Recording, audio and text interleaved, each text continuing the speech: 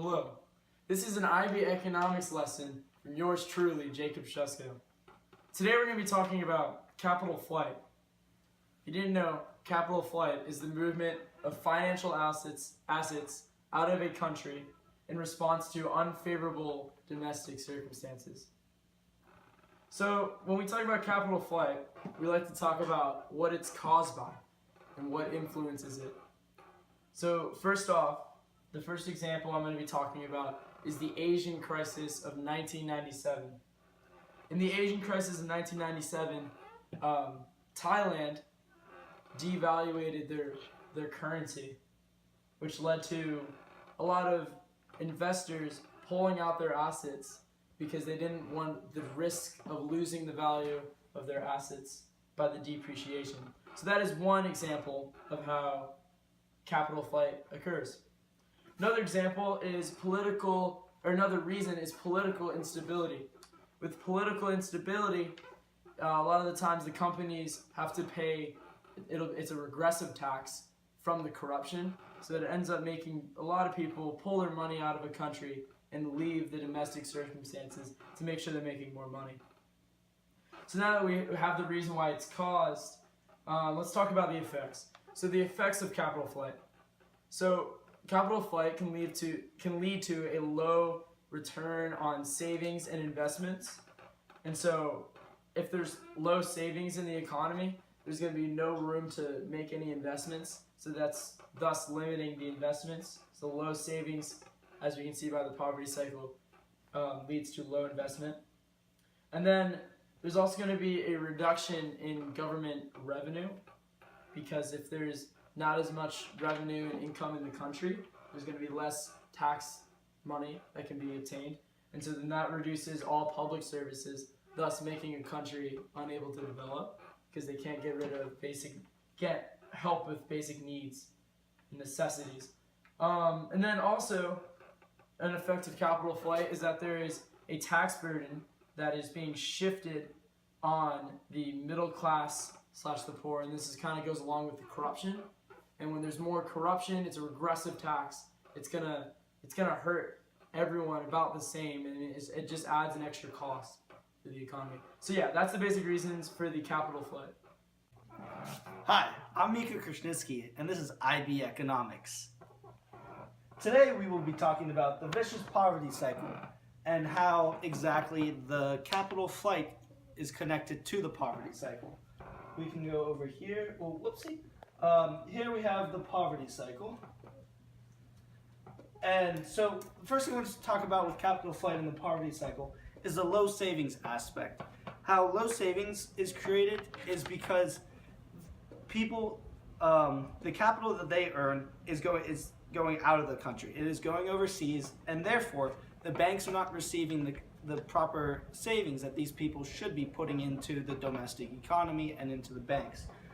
What the banks then do is they don't have the financial assets for investment, which creates low investment. And when these banks don't have these loans, that ultimately leads to low economic growth, because these banks are the lifeline for some of these small businesses who need these loans to start these companies. From low economic growth, once again, it goes to low income. The low income then is created, which honestly is just, it's not good for capital flight because there's less income that people can actually send overseas, and overall that's just awful. But then from the low income, we go into low levels of education and healthcare, because society won't value health, won't value education as much and other aspects, and because of the low income, they won't have proper money to actually have healthcare and other things. This leads to the whole area of development, and that is why the capital flight is so bad for a country's development. From the low levels of education and healthcare, we get to low levels of human capital. This is where the workforce isn't at its necessary point where it should be, where people don't have the proper jobs because they don't have the proper education, and so on. From not having the proper jobs, low productivity is created because the workforce is not at where it has to be. It's not at the par level. And from the low productivity level, we go back to the low income level where it all starts over again. And ultimately, that's how That's how capital flight ultimately affects the poverty cycle. Great evening, everybody. I'm here to talk to you about remittances. Remittances are for pretty much LDCs, and it makes up more than a lot of their exports. An example would be Mexico. Mexico's oil exports were in charge of about $18.7 billion, but their remittances were in charge of about $24 billion. Countries like India, China, and Philippines take over $50 billion and up to $60 or $70 billion per year. And countries like Saudi Arabia, United States, and Japan lose up to about $50 or $60 billion a year. Remittances are mainly small amounts of money that are earned in like MDCs and sent back to LDCs. A great example is like in restaurants, a lot of like the Mexicans and stuff, a lot of the money that they make, they send back to Mexico. Most of the money that is kept track through World Bank. That's where a lot of statistics come from. And all the statistics that I named came from NBCnews.com. Jake, wake up. We gotta do our evaluation. Jake, wake up. Let's go. Okay, for the evaluation. So what were we talking about? Capital flight. The evaluation for capital flight. So, what are the pros and cons of capital flight? Well, one of the cons for capital flight is that it removes necessary financial assets from an LDC that is trying to develop. So they can never really get the money they need to for small businesses to get loans and develop their business into a bigger business. So capital flight ends up being something that really limits a country from ever developing. So that is one con. So in the long term, capital flight can prevent small businesses from developing into larger businesses.